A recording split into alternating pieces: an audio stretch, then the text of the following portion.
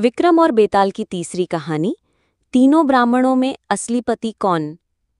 राजा विक्रमादित्य फिर से बेताल को पेड़ से उतारकर कंधे पर डालकर चल पड़े।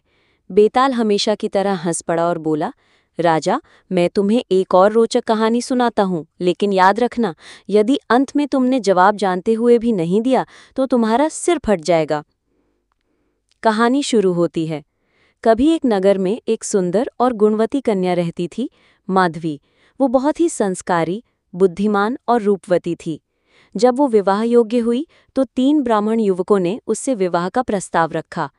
तीनों ही साधु सन्यासी जैसे जीवन जीने वाले, विद्वान और तपस्वी थे।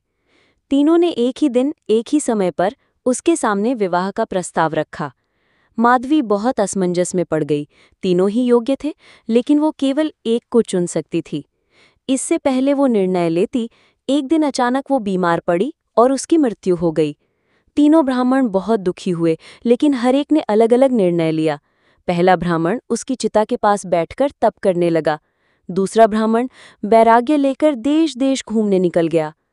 तीसरा ब्राह्मण ने उसकी अस्थियां इकट्ठा कर अपने घर में एक कलश में रखकर उसकी पूजा करनी शुरू की।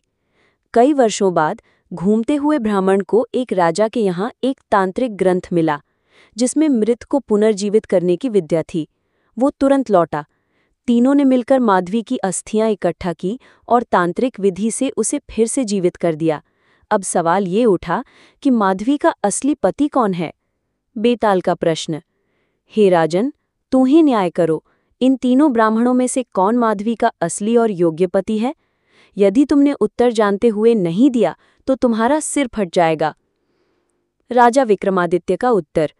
राजा विक्रमादित्य ने उत्तर दिया, तीसरा ब्राह्मण जिसने उसकी अस्थियां संभालकर घर में रखा और उसकी पूजा की, वही उसका असली पति है। पहला ब्राह्मण केवल तपस्वी था और दूसरा तो वैराग्य ले चुका था, पर तीसरे ने पति धर्म निभाया और उसे पुनर्जीवित करने की जिम्मेदारी भी ली। बेताल हंस पड़ा और बोला, बिल्कुल ठीक उत्तर राजन, लेकिन तुम फिर बोल पड़े, अब मैं उड़ चला। और वो फिर उड़ गया पेड़ की ओर। शिक्षा। केवल ज्ञान या तप ही नहीं, कर्तव्य और समर्पण ही सच्चा संबंध बनाते हैं। सच्चा प्रेम वो है जो कठिन समय में भी साथ न छोड़े।